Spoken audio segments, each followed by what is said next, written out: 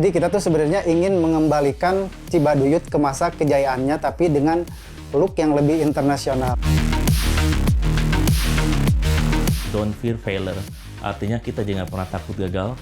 Itu takutlah pada jika posisi kita masih sama di tahun depan atau tahun-tahun mendatang.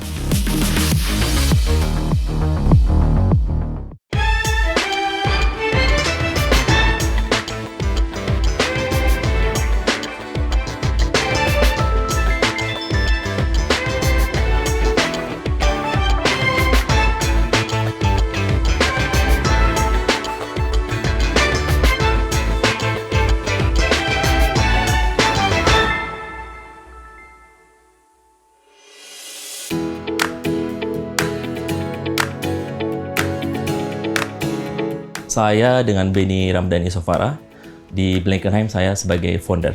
Blankenheim fokus di produksi leather goods. Main products kita adalah sepatu kulit pria. Kemudian pendukung aksesorisnya kita produksi jaket, bag, dompet, dan aksesoris kecil lainnya. Blankenheim ini saya ambil dari nama jalan di Belanda. Jadi Blankenheim adalah nama tempat tinggal saya dulu setahun ketika saya menempuh studi master di sana. Nah, kenapa saya ambil Blankenheim? Karena memang inspirasinya datang dari sana. Jadi singkat cerita, ketika saya di suatu alun-alun di Belanda, saya menemukan sepatu yang saya taksir pada waktu itu. Ternyata saya lihat brand Indonesia, made in Indonesia. Nah, dari situ mulailah saya ke-trigger, saya pengen juga punya brand lokal dengan bendera sendiri, kemudian bisa majang di toko atau pasar Eropa, seperti itu. Ya, Blankenheim juga berangkat dari kegelisahan kita terhadap berkurangnya minatnya produk anak muda untuk menggunakan produk lokal. Nah, dari situ juga berimbas kepada pengrajinnya yang beralih profesi karena berkurangnya minat tadi. Nah, karena itu kita mencoba merangkul kembali pengrajin Cibaduyut utamanya, karena mereka juga mempunyai craftsmanship yang bagus. Nah, kita berikan ruang kembali untuk mereka berkarya. Nah, dari situ muncullah juga Blankenheim. Ya, kenapa Blankenheim? Banyak brand-brand lain juga di luar sana, tapi kita juga memiliki beberapa keunggulan. Yang pertama adalah dari segi pemilihan bahan. Ya, kita pastikan sepatu yang kita buat itu sepatu yang bernilai tinggi, berkualitas bagus, makanya kita juga pemilihan bahan juga harus diperhatikan.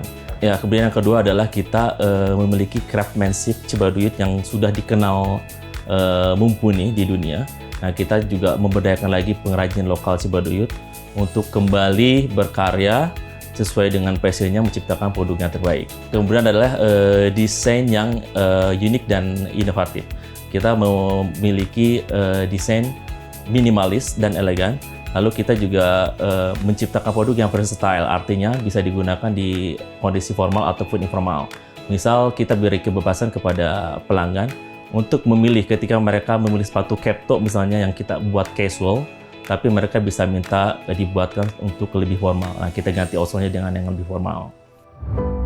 Start from the anxiety seeking lack of your interest in local products. Benny Ramdhani makes a local shoes brand with name of Blankenheim. Oke, kalau dari kualitas produk dari awal kita sudah pede, karena dari awal bikin brand ini kita untuk bahan bakunya kita benar-benar pilih dari bahan yang grade-nya bagus.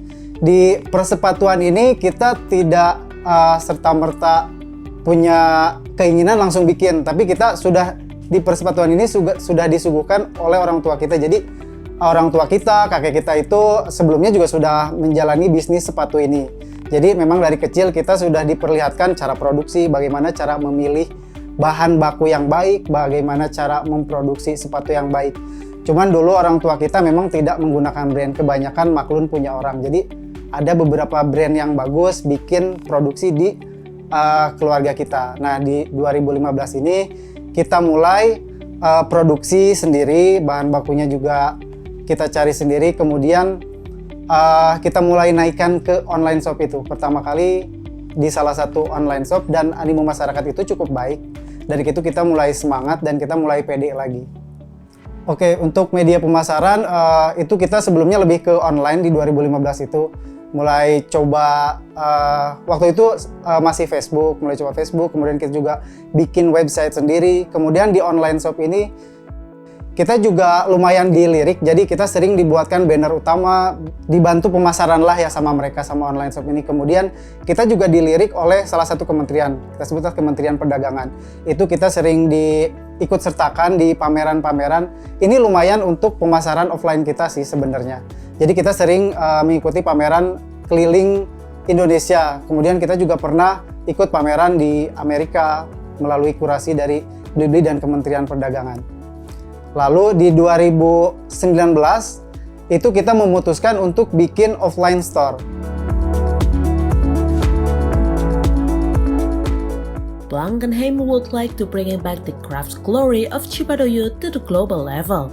The quality of the craftsmen from Cibaduyut is no doubt known to have a good quality, but it's starting to be eroded.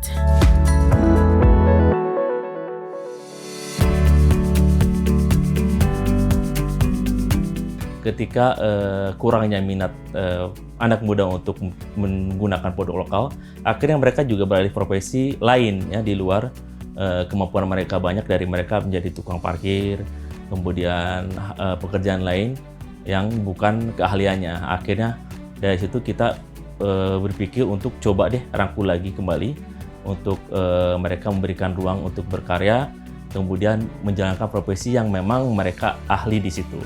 Nah, kenapa kita pilih craftsmanship-nya Cibaduyut? Karena craftsmanship Cibaduyut sudah dikenal di dunia. Nah, tapi seiring dengan perkembangan waktu, lambat laun Cibaduyut kan semakin tergerus oleh produk impor dan lain. Makanya kita coba mengangkat kembali kejayaan craftsmanship Cibaduyut pada masa itu dengan kemasan yang lebih modern.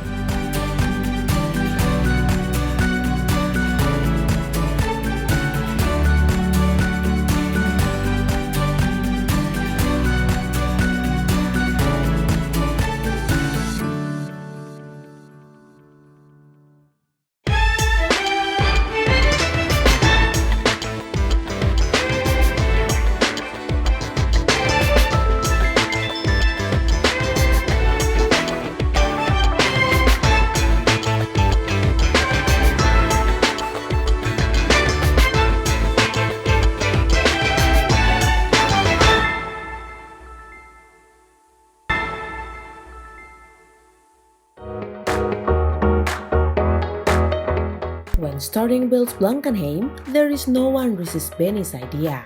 Precisely, numerous support was flowing from family, friends, and governments.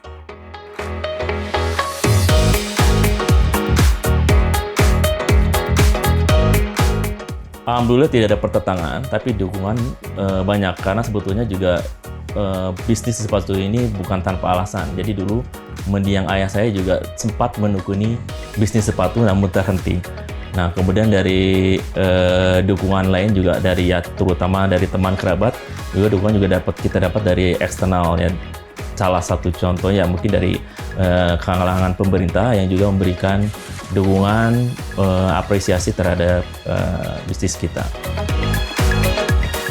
Mungkin kalau dari luar atau dari orang lain itu nggak ada ya selama ini. Mungkin dari diri sendiri sih. Ketika kita sudah punya pekerjaan yang lumayan settle, kemudian kita tinggalin pekerjaan tersebut dan kita memilih jadi tukang sepatu, itu mungkin ada semacam pertentangan di dalam diri kita sendiri sih. Tapi itu bisa kita buktikan juga kepada diri sendiri bahwa memang kita mampu di sini, memang ini passion saya gitu. Jujur memang di tahun pertama itu agak berat ya, karena juga kita tidak ada pengalaman untuk terjun di dunia sepatu ini. Namun yang bikin saya kembali semangat adalah ketika ada dari perempuan berkebangsaan Jerman, dia nge-DM kita di Facebook page waktu itu. Dia tanya ke kita, Blankenheim, kamu dapat Blankenheim ini dari mana? Ya, akhirnya kita berkomunikasi, kita ngobrol di situ. Dan ternyata kita baru tahu bahwa Blankenheim itu sebetulnya nama marga di Jerman. Nah, kemudian dicerita dia sangat bangga dan terharu ketika Blankenheim dia angkat sebagai brand. Nah, kita tanya kenapa, dan ternyata ceritanya adalah kakek buyutnya dia di tahun 1900 juga pengrajin sepatu. Jadi akhirnya ada benang merah ya, bahwa ternyata Blankenheim ini yang kita angkat sebagai brand ternyata juga dulunya adalah pengrajin sepatu. Nah, itu juga membuat saya untuk lebih semangat lagi untuk menekuni. At the beginning, it was very hard to Benny to running Blankenheim. And there was a pandemic, the moment when shoes market was fall down. But after a pause by the officer, name of Blankenheim is a rise again. Oke, jadi semua bisnis juga pasti mengalami pasang surut ya, entah itu internal ataupun eksternal. Mungkin internalnya kita nggak gampang sih membangun satu tim yang solid gitu ya, terlebih kita berasal dari background yang sangat berbeda gitu ya. Mungkin untuk manajemennya juga selisih paham itu sering. Kemudian kita juga ada PR nih yang harus kita selesaikan di pengrajin kita. Jadi pengrajin kita ini kita ambil dari senior-senior pengrajin craftsmanship Cibaduyut yang sudah sangat senior gitu ya. Artinya sudah lumayan berusia ya. Itu sementara kita harus membawa si produk ini dengan look yang lebih internasional, dengan craftsmanship yang masih ritme kerjanya tuh masih lama gitu ya. Nah, itu sangat PR banget buat kita untuk kemudian kita membangun tim yang solid, bagaimana si produk ini bisa kita bawa sesuai dengan visi dan misi kita. Ya, kendalanya kalau di sini paling dari kesulitan material ya Pak ya. Soalnya kalau misalkan ada pesanan terus materialnya lagi kosong atau nggak ada, ya kita sebisa-bisa cari solusinya buat bikin supaya pesanan itu jadi gitu. Walau meskipun ya agak sedikit beda, tapi nggak terlalu beda-beda jauh gitu. Mungkin selain netizen juga banyak beberapa pejabat kalau kita mungkin ikut salah satu kompetisi ya. Biasanya kita bukan dicecar di produknya sih, cuman lebih ke brandnya. Kok brandnya ke barat-baratan? Padahal kan ini Indonesia. Kenapa nggak pakai brandnya Indonesia? Nah, justru selain ada histori di balik brand ini, si brand ini juga menjadi salah satu senjata marketing kita yang akhirnya. Jadi ada beberapa pengalaman ketika saya pameran khusus produk lokal, namun untuk internasional. Yang pertama disamperin sama orang luar itu adalah produk kita. Mereka mungkin pertamanya penasaran, tapi dengan penasaran itu kita membuka satu pintu untuk terus mereka berkenalan. Ada pepatah kan, tidak kenal tidak sayang. Nah, satu pintu itu membuka untuk mereka berkenalan dengan kita. Entah itu nanyakan kenapa kok brandnya kamu brand luar sendiri, gitu. Seperti itu. Kalau sebagai admin sih sejauh ini saya sangat menikmati pekerjaan saya gitu, karena itu tadi kita diberikan ke ruang untuk belajar. Jadi ketika kita melakukan kesalahan itu kita tinggal evaluasi dan kita memperbaikinya dan dibimbing untuk mencari solusi bersama gitu. Jadi saya sejauh ini sih merasa nyaman aja sih kerja sebagai admin, paling karena memang saya juga masih posisinya mahasiswa, mungkin kesulitannya di internal aja gitu, bagaimana mengatur waktunya, tapi sejauh ini sih aman. Kalau komplain pasti ada aja ya dari customer gitu, entah itu terkait misalnya ada misalnya sedikit miss gitu ya dari produk kita, atau memang dari pengiriman dan sebagainya yang datang dari faktor internal juga eksternal gitu, pasti ada aja. Tapi bagaimana kita menghadapinya itu ya kita belajar, selalu mengevaluasi dan belajar dari kesalahan yang memang sudah kita lakukan sebelumnya supaya tidak terulang lagi, gitu aja sih. Learning from failure is a thing that Blankenheim taken to handle the customers. So, customers would not find the same mistake when orders Blankenheim. Alur produksi di sini paling ya kita dapat kerja mulai dari gurat prosesnya, terus di gunting-gunting gitu, terus dijahit. Kalau bagian upper gitu. Selesai upper beres, langsung lanjut ke bagian bawah, bagian cetak. Kalau buat bahan-bahan kita udah disediain, jadi kita udah langsung ngerjain gitu. Memang semua berawal dari hobi. Kecintaan terhadap produk kulit adalah menjadi alasan utama saya juga untuk terjun di bisnis sepatu ini. Nah, kemudian ketika ya trigger tadi ya, Jadi akhirnya saya memilih untuk menekuni bisnis sepatu. Nah, saya juga mimpi kita adalah bagaimana brand kita ini dikenal di kancah internasional. Karena seperti kita tahu brand lokal ini sudah banyak yang kualitasnya sangat bagus, sudah bisa bersaing dengan produk luar. Makanya juga saya bermimpi untuk bisa mengangkat Indonesia melalui brand sepatu. Gitu.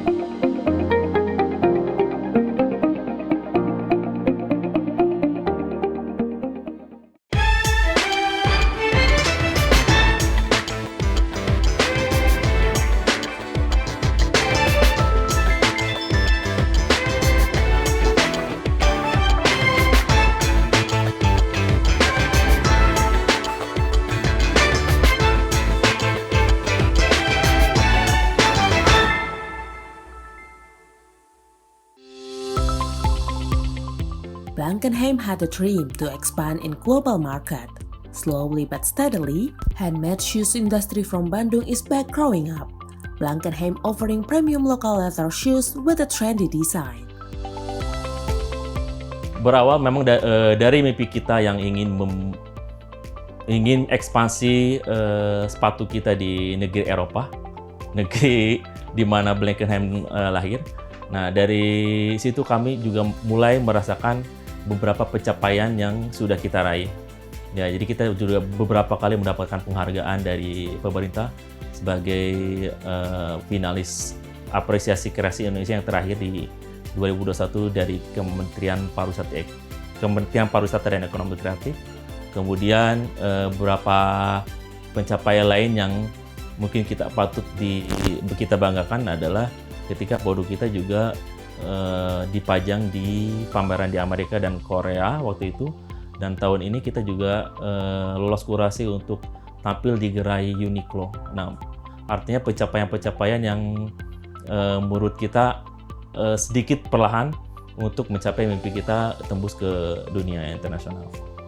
Ya, pastinya kita juga pengen menambah karyawan dan mengurangi angka pengangguran ya dengan merangkul lebih banyak lagi pengrajin, karena kita juga tahu pengrajin Cibadak itu banyak banget dan banyak yang belum terangkul ya. Maka juga kita punya mimpi untuk membuat workshop lebih besar lagi yang bisa menampung pengrajin lebih banyak lagi untuk sama-sama berkarya kita memajukan produk lokal biar produk lokal lebih kembali lagi berjaya di mata internasional.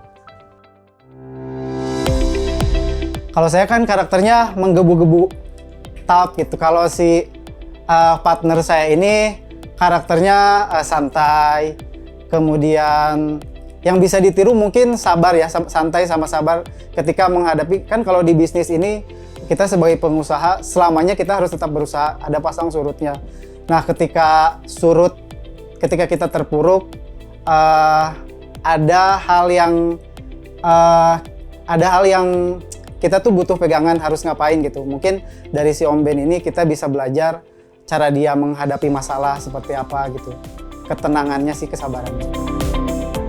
Hal positif dari Pak Benny ya paling kita bisa niru dari ya sifatnya yang baik, ramah, bisa menerima kita dari gimana juga, terutama dari masalah kerjaan gitu. Ya, kita harus bangga bahwa brand lokal ini sudah sangat pesat perkembangannya. Produk-produknya juga sudah sangat berkualitas, kemudian tidak kalah dari produk luar. Sebetulnya kita juga mampu berdiri sendiri di atas kaki sendiri, menciptakan produk yang sangat-sangat luar biasa yang bisa diperhitungkan di kancah internasional. Jadi jangan pernah mau dikelahkan dengan produk impor, bahwa kita adalah produk yang bisa bersaing dengan mereka.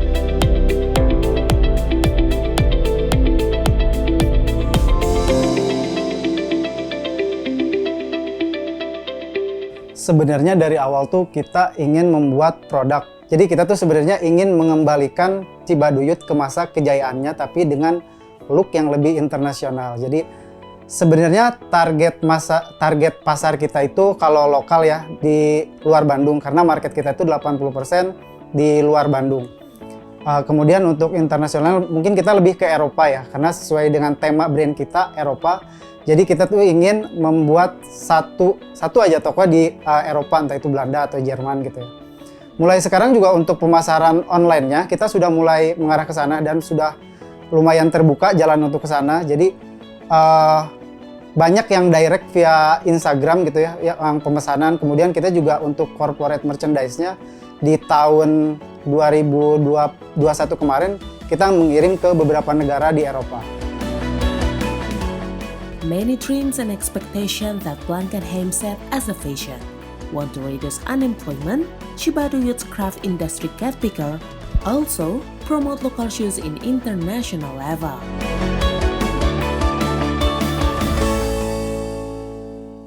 Ya, saya memulai bisnis itu juga memang terjun dulu, jadi mikirnya belakangan. Jadi saya punya moto yang selalu saya ingat, yang selalu saya pegang, don't fear failure.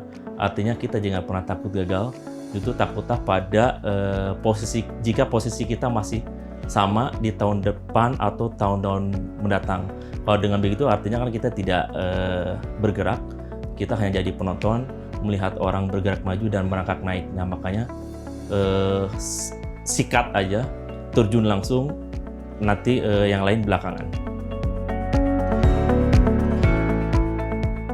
Ya, harapan saya di Blankenheim semoga makin jaya, makin meningkat lagi.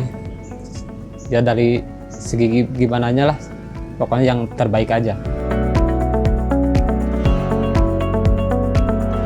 Harapan saya untuk Blankenheim ke depannya semoga bisa mencapai cita-citanya, yaitu bisa membuka toko di Eropa gitu, dan juga bisa go internasional dan bisa lebih banyak dikenal lagi, karena memang saya yakin Blankenheim ini adalah produk yang bagus gitu ya, dan mudah-mudahan bisa jadi brand sepatu lokal nomor 1 di Indonesia dan juga bisa mendunia.